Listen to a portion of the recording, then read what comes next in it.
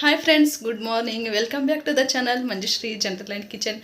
I hope so ಎಲ್ಲರೂ ಚೆನ್ನಾಗಿದ್ದೀರಾ ಅನ್ಕೊತೀನಿ. ಹಾಗೆ ನಾವು ಕೂಡ ಚೆನ್ನಾಗಿದ್ದೀವಿ. ಇವತ್ತು ಜನವರಿ 2ನೇ ತಾರೀಕು. ಸೊ ಇವತ್ತು ಲಾಗನ್ನು ಸ್ಟಾರ್ಟ್ ಮಾಡ್ತಾ ಇದ್ದೀನಿ.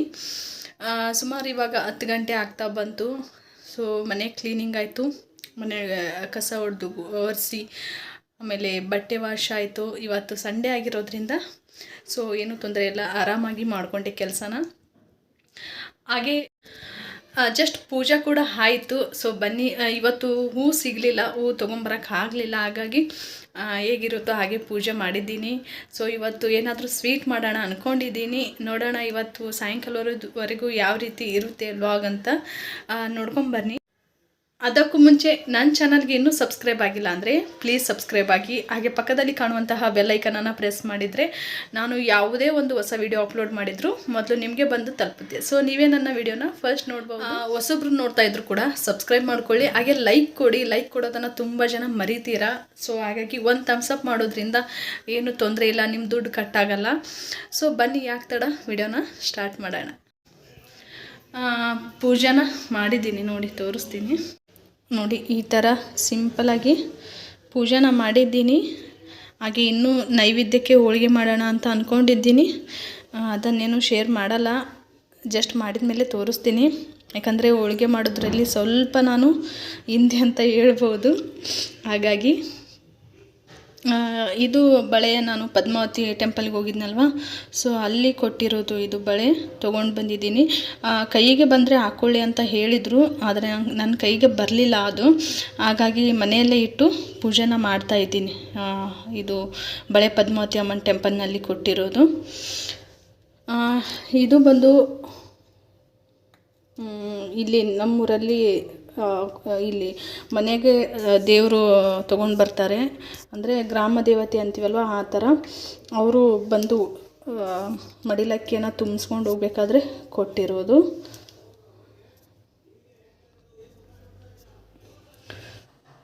ಹಾಗೆ ನಾನು ನೋಡಿ ಸಿಂಪಲ್ಲಾಗಿ ರಂಗೋಲಿನ ಹಾಕಿದ್ದೀನಿ. ಸಿಕ್ಕಾಪಟ್ಟೆ ಗಾಳಿ ಇರೋದ್ರಿಂದ ರಂಗೋಲಿ ಎಲ್ಲ ಆರೋಗುತ್ತೆ, ಹಾಗಾಗಿ ಸಿಂಪಲ್ಲಾಗಿಯೇ ಹಾಕಿದ್ದೀನಿ. ಇವತ್ತು ಬಂದು ಎಳ್ಳಮಾವಾಸ್ಯೆ. ಸೊ ಹಾಗಾಗಿ ನಾನು ಸ್ವಲ್ಪ ಹೋಳಿಗೆನ ಮಾಡ್ತೀನಿ ಅಂತ ಹೇಳಿದೆ ಆಗಲೇ. ಬೇಳೆನ ಕುದಿಲಿಕ್ಕೆ ಇಟ್ಟಿದ್ದೀನಿ, ನೋಡ್ಬೋದು. ಹಾಗೆ ಹಳ್ಳಿಗಳಲ್ಲೆಲ್ಲ ಎಳ್ಳಮಾವಾಸ್ಯೆನ ತುಂಬ ಚೆನ್ನಾಗಿ ಸೆಲೆಬ್ರೇಟ್ ಮಾಡ್ತಾರೆ ಅಂತಲೇ ಹೇಳ್ಬೋದು. ಹೊಲಗಳಿಗೆ ಊಟನ ತೊಗೊಂಡೋಗಿ ಸಖತ್ತಾಗಿ ಊಟನ ಮಾಡ್ತಾರೆ, ಎಲ್ಲರೂ ಸೇರಿ ಚೆನ್ನಾಗಿ ಎಂಜಾಯ್ ಮಾಡ್ತಾರೆ ಅಂತಲೇ ಹೇಳ್ಬೋದು. ಸಿಟಿಗಳಲ್ಲಿ ಅಷ್ಟೊಂದೇನು ಮಾಡಲ್ಲ, ಆದರೂ ನಾವು ಎಲ್ಲಿ ಇರ್ತೀವಿ ಆ ಒಂದು ವಾತಾವರಣಕ್ಕೆ ಹೊಂದ್ಕೊಳ್ಳೋದು ತುಂಬಾ ಮುಖ್ಯ ಅಲ್ವಾ. ಸೊ ಹಾಗಾಗಿ ಹೇಗಿರುತ್ತೆ ಹಾಗೆ. ಮೊನ್ನೆ ದಿನ ಊರಿಗೆ ಹೋಗಿದ್ದೀವಲ್ವ, ಸೊ ಆ ಮದುವೆಗೆ ಹೋಗಿ ಬರಬೇಕಾದ್ರೆ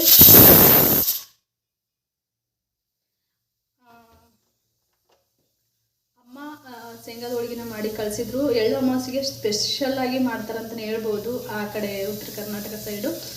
ಹಾಗೆ ಹೊಲಕ್ಕೆ ಹೋಗಲಿ ಬಿಡಲಿ ಪ್ರತಿಯೊಬ್ಬರ ಮನೆಯಲ್ಲೂ ಶೇಂಗಾದ ಹೋಳಿಗೆ, ಎಳ್ಳು ಹೋಳಿಗೆ ಮಾಡೇ ಮಾಡ್ತಾರೆ. ಸೊ ಅಡ್ವಾನ್ಸಾಗಿ ನಾನು ಕೂಡ ಶೇಂಗಾದ ಹೋಳಿಗೆನ ತೊಗೊಂಡು ಬಂದಿದ್ದೀನಿ ಅಮ್ಮನ ಮನೆಯಿಂದ.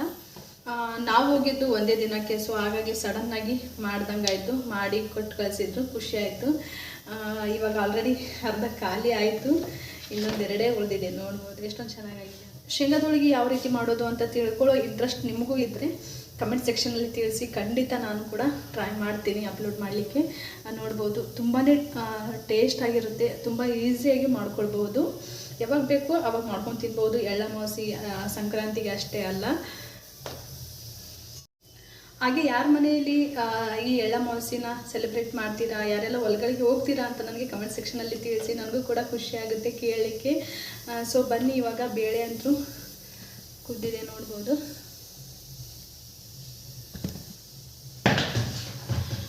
ಒಂದು ಸೈಡ್ ನಾನು ಸಾಂಬಾರಿಗೆ, ಒಬ್ಬಟ್ಟು ಸಾರಿಗೆ ಎಲ್ಲ ರೆಡಿ ಮಾಡ್ಕೋತಾ ಇದ್ದೀನಿ, ಪಲ್ಯ ಸಾಂಬಾರಿಗೆ. ಇದು ಬೇಯಷ್ಟರಲ್ಲಿ ನಾನು ಆ ಕಡೆ ಕೂಡ ಎಲ್ಲ ಹೆರ್ಚ್ಕೊಂಡ್ಬಿಡ್ತೀನಿ ತರಕಾರಿನ. ಅರ್ಧ ಈರುಳ್ಳಿ ಸಾಂಬಾರಿಗೆ, ಆಮೇಲೆ ಟೊಮೆಟೊ, ಸೌತೆಕಾಯಿ ಇದೆಲ್ಲನ ನಾನು ಪಲ್ಯಕ್ಕೆ ಹೆರ್ಚ್ಕೊಂಡಿದ್ದೀನಿ. ಕೋಸಂಬರಿಗೆ ಆಲ್ರೆಡಿ ನಾನು ಸೌತೆಕಾಯಿ, ಕ್ಯಾರೆಟು ಎಲ್ಲನೂ ತುರಿದಿಟ್ಕೊಂಡಿದ್ದೀನಿ.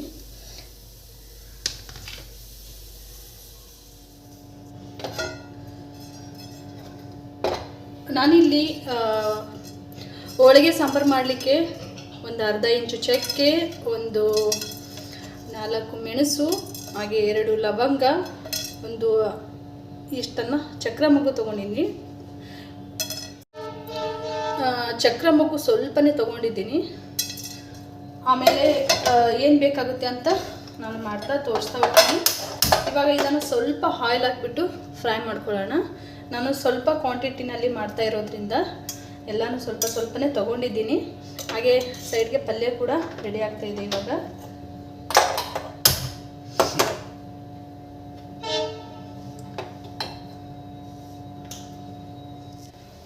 ಪಲ್ಯ ನಾನು ಬದನೆಕಾಯಿ ಮಾಡ್ತಾ ಇಲ್ಲ ನೋಡಿ. ಈ ಥರ ಹೋಳಿಗೆಗೆ ನೆಂಚ್ಕೊಂಡು ತಿನ್ನಲಿಕ್ಕೆ ಅಂತ ನಾನು ಸೌತೆಕಾಯಿ, ಈರುಳ್ಳಿ, ಟೊಮೆಟೊನ ಹಾಕ್ಬಿಟ್ಟು ಪಲ್ಯ ಮಾಡ್ತಾಯಿದ್ದೀನಿ. ತುಂಬ ಚೆನ್ನಾಗಾಗುತ್ತೆ. ಅದಕ್ಕೆ ನಾನು ಸ್ವಲ್ಪ ಗುರೆಳನ ಹುರಿದು ಪುಡಿ ಮಾಡಿಟ್ಟಿದ್ದೆ, ಅದನ್ನು ಹಾಕ್ಕೊಳ್ತಾ ಇದ್ದೀನಿ. ಸೊ ಎಲ್ಲನೂ ಸ್ವಲ್ಪ ಶೇರ್ ಮಾಡ್ತಾ ಇದ್ದೀನಿ. ವಿಡಿಯೋ ತುಂಬ ಲೆಂದಿ ಆಗುತ್ತೆ ಎಲ್ಲನೂ ಶೇರ್ ಮಾಡೋದ್ರಿಂದ, ಹಾಗಾಗಿ ಸ್ವಲ್ಪನೇ ಶೇರ್ ಮಾಡ್ಕೊಳ್ತಾ ಇದ್ದೀನಿ. ಸೊ ಇವಾಗ ಪಲ್ಯ ಕೂಡ ಆಯಿತು. ಗುರೆಳ್ಳು ಹಾಕಿದ ನಂತರ ಜಾಸ್ತಿ ಹೊತ್ತು ಕುದಿಸ್ಬೇಕಾಗಿಲ್ಲ ಪಲ್ಯನ, ಜಸ್ಟ್ ಇಳಿಸಿದ್ರೆ ಸಾಕು.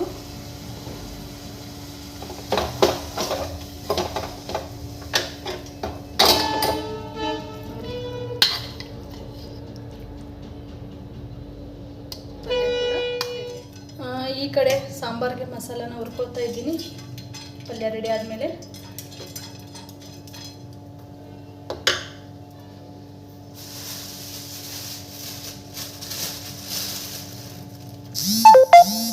ಎರಡು ಸ್ಪೂನಷ್ಟು ನಾನು ಧನಿಯಾ ಕಾಳನ್ನ ಹಾಕ್ಕೊಳ್ತಾ ಇದ್ದೀನಿ, ಕೊತ್ತಂಬರಿ ಬೀಜನ. ಸಾಂಬಾರಿಗೆ ಈ ಥರ ಹುರಿದು ಹಾಕೋದ್ರಿಂದ ತುಂಬ ಚೆನ್ನಾಗಿ ಟೇಸ್ಟ್ ಬರುತ್ತೆ, ಫ್ಲೇವರ್ ಕೂಡ ಸಖತ್ತಾಗಿರುತ್ತೆ.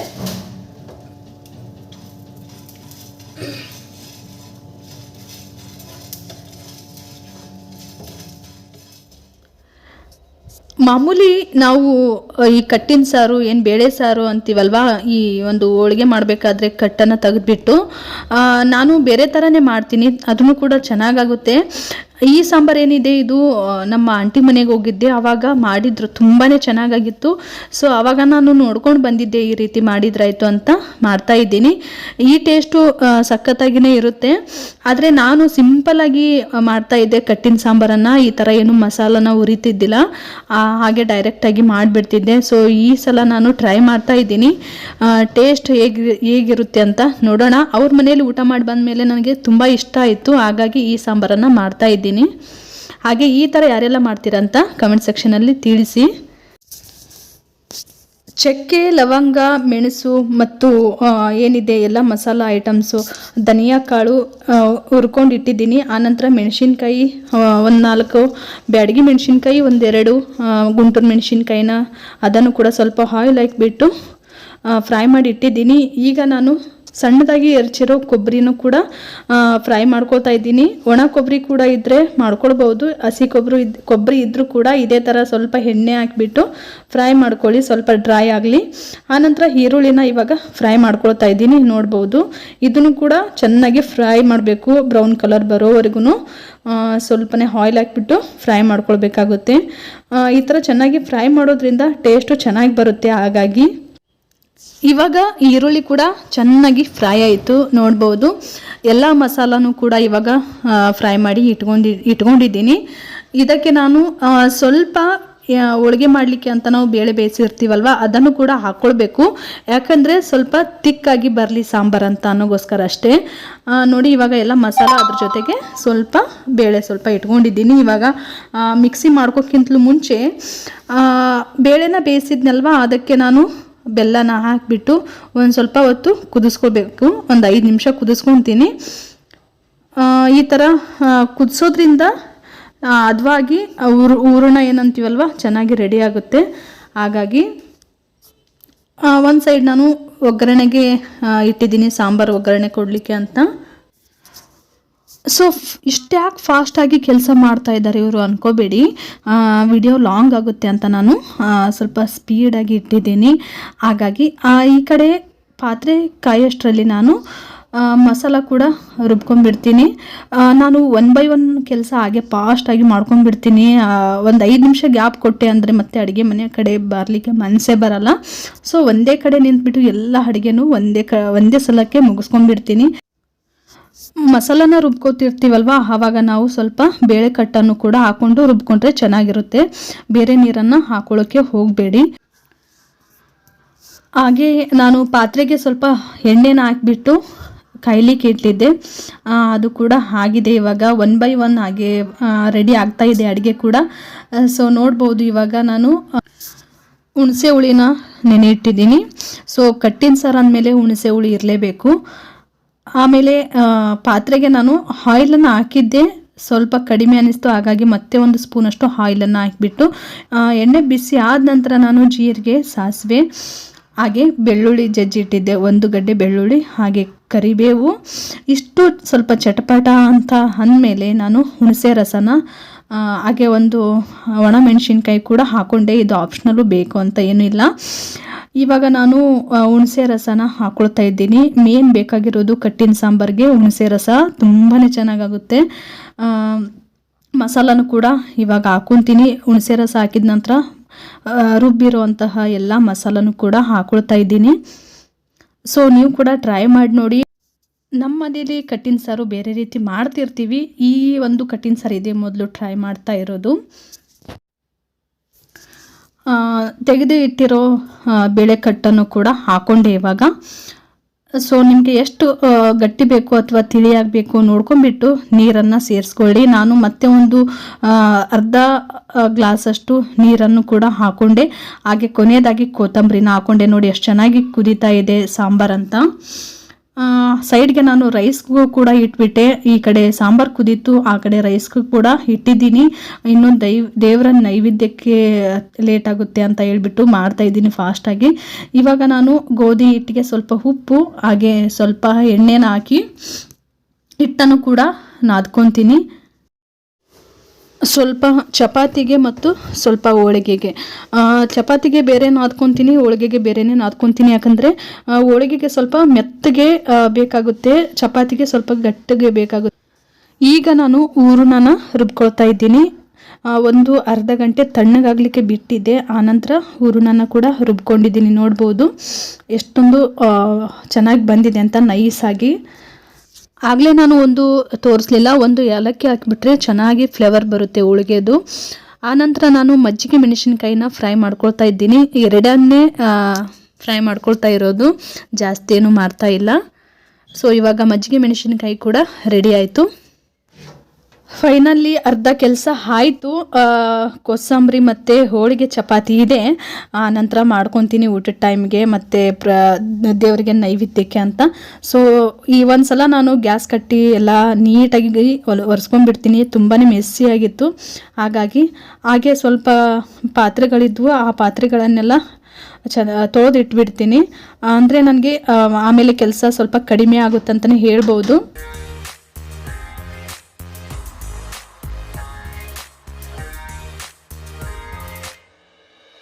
더는 참을 수 없을 것 같아. 매번 거짓말로 흔들어 난 나를. 모든 게 다 상처로 남아. 이미 어긋나버린 너와 나. 하루하루 쌓여가고 있는 식어버린 내 맘. 이제 내게 네 ಪಾತ್ರೆ ಎಲ್ಲ ವಾಶ್ ಆದ ನಂತರ ನಾನು ಕೋಸಂಬರಿಗೆ ರೆಡಿ ಮಾಡ್ತಾ ಇದ್ದೀನಿ. ಯಾಕೆ ನಾನು ಮೊದಲಿಗೆ ರೆಡಿ ಮಾಡಿ ಇಟ್ಟಿಲ್ಲ ಅಂದರೆ ಸೌತೆಕಾಯಿ ಇರೋದ್ರಿಂದ ಸ್ವಲ್ಪ ನೀರು ಬೇಗ ಬಿಡುತ್ತೆ ಅಂತ ನಾನು ಕೊನೆಯದಾಗಿ ಕೋಸಂಬರಿನ ಮಾಡ್ಕೊಳ್ತಾ ಇದ್ದೀನಿ. ಹೆಸರು ಬೇಳೆನ ಹಾಕಿಬಿಟ್ಟು, ಸೊ ಹೆಸರು ಬೇಳೆ ಕೂಡ ನೆನೆ ಇಟ್ಟಿದ್ದೆ. ಸೊ ಇವಾಗ ಎಲ್ಲ ಕೋಸಂಬರಿಗೆ ಹಾಕ್ಕೊಂಡ್ಬಿಟ್ಟು ಮಿಕ್ಸ್ ಮಾಡ್ಕೊಳ್ತಾ ಇದ್ದೀನಿ. ಸ್ವಲ್ಪ ಉಪ್ಪನ್ನು ಹಾಕಿ ಹಸಿಮೆಣಸಿನ್ಕಾಯಿ ಸಣ್ಣದಾಗಿ ಹೆರ್ಚಿದ್ದೀನಿ. ಸೊ ಹಾಗಾಗಿ ಖಾರ ಏನು ಎಕ್ಸ್ಟ್ರಾ ಆಗ್ತಾ ಇಲ್ಲ. ಕೊತ್ತಂಬರಿ ಮತ್ತು ಆಮೇಲೆ ಈರುಳ್ಳಿ, ಸೌತೆಕಾಯಿ, ಕ್ಯಾರೆಟು, ಹೆಸರುಬೇಳೆ ಇಷ್ಟೇ ಸಾಕು. ಸೊ ಇವಾಗ ನಾನು ಹೋಳಿಗೆನ ಮಾಡ್ಕೊತಾ ಇದ್ದೀನಿ. ನೋಡ್ಬೋದು ನಾನು ಹೋಳಿಗೆ ಮಾಡಿದ್ದು ತುಂಬಾ ರೇರ್ ಅಂತಲೇ ಹೇಳ್ಬೋದು. ಸೊ ಇವಾಗ ಒಂದು 2ನೇ ಸಲ ಅಂತ ಅನಿಸುತ್ತೆ ನಾನು ಹೋಳಿಗೆ ಮಾಡ್ತಾ ಇರೋದು. ನೋಡಿ ಯಾವ ರೀತಿ ಬರುತ್ತೆ ಅಂತ ನೋಡ್ತಾ ಇರಿ.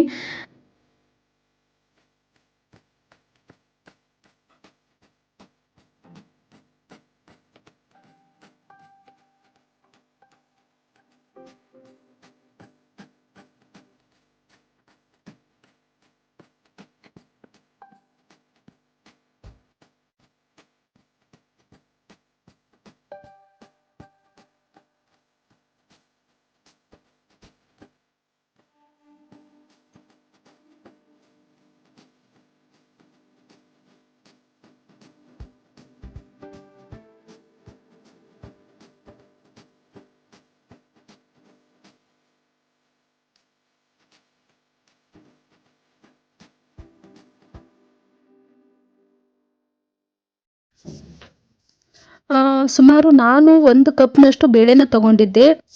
ಅದರಲ್ಲಿ 2 ದೇವರ ನೈವೇದ್ಯಕ್ಕೆ, ಇನ್ನೊಂದು 4 ಊಟ ಮಾಡಲಿಕ್ಕೆ ಅಂತ ಮಾಡಿದ್ದೆ. ಸೊ ಇಬ್ಬರೇ ಇದ್ದರೆ ನೀವು ಸ್ವಲ್ಪ ಬೇಳೆನ ಕಡಿಮೆ ಹಾಕ್ಕೊಳ್ಳಿ. ಆಮೇಲೆ ಹೋಳಿಗೆ ರೆಡಿ ಆಯಿತು. ಹೋಳಿಗೆ ರೆಡಿ ಆದ ನಂತರ ನಾನು ಚಪಾತಿನೂ ಕೂಡ ಮಾಡಿಕೊಂಡೆ, 2 ಚಪಾತಿನ. ಸೊ ಚಪಾತಿ ಇದ್ರೇ ಒಂದು ಫುಲ್ ಮೀಲ್ ಅಂತ ಅನಿಸುತ್ತೆ, ಹಾಗಾಗಿ ಚಪಾತಿ ಮಾಡಿದೆ. ಚಪಾತಿ ಕೂಡ ರೆಡಿ ಆಯಿತು. ಸೊ ಇವಾಗ ದೇವರ ನೈವೇದ್ಯಕ್ಕೆ ನಾನು ರೆಡಿ ಮಾಡ್ಕೊಳ್ತಾ ಇದ್ದೀನಿ. 2 ಹೋಳಿಗೆ ಇಟ್ಟಿದ್ದೀನಿ. ಹಾಗೆ 2 ಸಾರಿ ಅನ್ನನ ಇಡಬೇಕು. ಯಾವುದೇ ಆಗಲಿ 2 ಸಾರಿ ಬಡಿಸ್ಬೇಕು.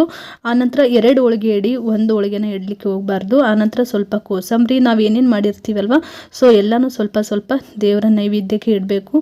ಆನಂತರ ಸೌತೆಕಾಯಿ, ಈರುಳ್ಳಿ, ಕ್ಯಾರೆಟ್ ಏನಿದೆ, ಸೊ ಎಲ್ಲನೂ ಹಾಕಿ ಪಲ್ಯ ಮಾಡಿದ್ನಲ್ವ, ಅದನ್ನು ಕೂಡ ಹಚ್ಚಿದ್ದೀನಿ. ಆನಂತರ ಅನ್ನದ ಮೇಲೆ ಸಾಂಬಾರು ಹಾಕಲೇಬೇಕು. ಹಾಗೆ ಹೋಳಿಗೆ ಮೇಲೆ ತುಪ್ಪ ಹಾಕಬೇಕು. ತುಪ್ಪನ ನೀವು ಸಪ್ರೇಟಾಗಿ ದೇವ್ರಿಗೆ ನೈವೇದ್ಯ ಮಾಡಲಿಕ್ಕೆ ಅಂತಲೇ ಇಡಿ. ನೀವು ಊಟ ಮಾಡೋದ್ರಲ್ಲಿ ದೇವರ ನೈವೇದ್ಯಕ್ಕೆ ತುಪ್ಪನ ಹಾಕ್ಲಿಕ್ಕೆ ಹೋಗಬೇಡಿ, ಸಪ್ರೇಟಾಗಿಯೇ ಇಡಿ. ಇವಾಗ ದೇವರ ನೈವೇದ್ಯ ಆಯಿತು, ನೋಡ್ಬೋದು. ಸೊ ಆಮೇಲೆ ಮನೆಗೆ ಏನಿದೆ, ನಾನು ಗೋಮೂತ್ರನ ಸಿಂಪಡಿಸ್ತೀನಿ. ಕೆಲವೊಬ್ಬರು ಮನೆ ಒರೆಸ್ಬೇಕಾದ್ರೆ ಗೋಮೂತ್ರನ ಹಾಕಿ ಮನೆಯನ್ನು ಒರೆಸ್ಬಿಡ್ತಾರೆ. ಸೊ ನನಗದು ಇಷ್ಟ ಇಲ್ಲ, ಯಾಕಂದರೆ ತುಳಿಯೋದಾಗ್ಬಿಡುತ್ತಲ್ವ, ಹಾಗಾಗಿ ನಾನು ಮನೆಗೆಲ್ಲ ಸಿಂಪಡಿಸ್ತೀನಿ. ಸೊ ಇವಾಗ ಎಲ್ಲ ಕಡೆನೂ ಗೋಮೂತ್ರನ ಸಿಂಪಡಿಸಿ ಬಂದಾಯಿತು. ನೋಡಿದ್ರಲ್ವ, ಬೆಳಗ್ಗೆಯಿಂದ ಇಲ್ಲಿವರೆಗೂ ಅಡುಗೆ ಆಯಿತು. ಹಾಗೆ ದೇವರಿಗೆ ನೈವೇದ್ಯ ಕೂಡ ಮಾಡಿದೆ. ಈಗ ನಾವು ಕೂಡ ಊಟ ಮಾಡಬೇಕು. 2 ಗಂಟೆ ಆಯಿತು. ಸೊ ಪ್ಲೇಟ್ಗೆ ಎಲ್ಲನೂ ಸರ್ವ್ ಮಾಡಿ ತೋರಿಸ್ತೀನಿ ಯಾವ ರೀತಿ ಆಗಿದೆ ಇವತ್ತಿನ ಅಡುಗೆ ಅಂತ. ಸೊ ನೋಡಿ, ಉತ್ತರ ಕರ್ನಾಟಕದ ಹೋಳಿಗೆ ಊಟ ಇವತ್ತು ನಾನು ಕಂಪ್ಲೀಟಾಗಿ ತೋರ್ಸೋಕ್ಕೆ ಟ್ರೈ ಮಾಡಿದ್ದೀನಿ. ನೋಡ್ಬೋದು, ನಾನು ಸ್ವಲ್ಪ ರೈಸನ್ನು ಹಾಕಿಟ್ಟಿದ್ದೀನಿ ಒಂದು ಬಟ್ಲಲ್ಲಿ. ಆಮೇಲೆ ಒಂದು ಬಟ್ಲಲ್ಲಿ ಸಾಂಬಾರು, ಪಲ್ಯ, ಕೋಸಂಬರಿ. ಆಮೇಲೆ ನಾನು ಹಪ್ಪಳ ಸಂಡಿಗೆ ಏನು ಕರೀಲಿಕ್ಕೆ ಹೋಗಿಲ್ಲ, ಯಾಕಂದರೆ ಬಟಾಟೊ ಚಿಪ್ಸ್ ಇದ್ವು, ಹಾಗಾಗಿ ನಾನು ಮಜ್ಜಿಗೆ ಮೆಣಸಿನ್ಕಾಯಿನ ಮಾತ್ರ ಫ್ರೈ ಮಾಡಿದ್ದೀನಿ. ಆನಂತರ ಹೋಳಿಗೆ, ಚಪಾತಿ, ತುಪ್ಪ ಇಷ್ಟನ್ನು ಬಡಿಸಿದ್ದೀನಿ. ಉಪ್ಪಿನಕಾಯಿ ಬೇಕಿದ್ದರೆ ಹಚ್ಕೊಳ್ಬೋದು. ನೋಡಿ ಹೇಗಿದೆ ನಮ್ಮ ಒಂದು ಇವತ್ತಿನ ಲಂಚ್ ಅಂತ ಕಮೆಂಟ್ ಸೆಕ್ಷನಲ್ಲಿ ತಿಳಿಸಿ. ಹಾಗೆ ಅಮಾವಾಸ್ಯೆ ದಿನ ಯಾರೆಲ್ಲ ಹೋಳಿಗೆ ಮಾಡಿದ್ರಿ ಅನ್ನೋದನ್ನು ಕೂಡ ತಿಳಿಸಿ. ಸೊ ನೋಡಿ, ನಮ್ಮ ಹೋಳಿಗೆ ಊಟ ಯಾವ ರೀತಿ ಅನಿಸ್ತು ಅಂತ ಕಮೆಂಟ್ ಸೆಕ್ಷನಲ್ಲಿ ಹೇಳಿ. ಸೊ ಊಟ ಮಾಡಿಬಿಟ್ಟು ಸಾಧ್ಯ ಆದರೆ ಸಿಗ್ತೀನಿ, ಇಲ್ಲಾಂದರೆ ಇಲ್ಲಿಗೆ ವಿಡಿಯೋನ ಎಂಡ್ ಮಾಡ್ತೀನಿ. ಹೇಗನಿಸ್ತು ಹೋಳಿಗೆ, ಚಪಾತಿ ಮತ್ತು ಕೋಸಂಬರಿ ಮತ್ತು ವೆಜಿಟೇಬಲ್ ಪಲ್ಯ, ಸಾಂಬಾರು ಮತ್ತು ತುಪ್ಪ, ರೈಸು, ಮಜ್ಜಿಗೆ ಮೆಣಸಿನ್ಕಾಯಿ ಹೇಗನಿಸ್ತು ಅಂತ ಕಮೆಂಟ್ ಸೆಕ್ಷನಲ್ಲಿ ಹೇಳೋದು ಮರಿಬೇಡಿ. ಹಾಗೆ ನೀವು ಯಾವ ರೀತಿ ಸೆಲೆಬ್ರೇಷನ್ ಮಾಡಿದ್ರಿ ಈ ಎಳ್ಳ ಅಮಾವಾಸ್ಯೆ ಅಂತ ತಿಳಿಸಿ. ಸಾಧ್ಯ ಆದರೆ ಮತ್ತೆ ಸಿಗ್ತೀನಿ, ಇಲ್ಲಾಂದರೆ ವಿಡಿಯೋನ ಇಲ್ಲಿಗೆ ಎಂಡ್ ಮಾಡ್ತೀನಿ.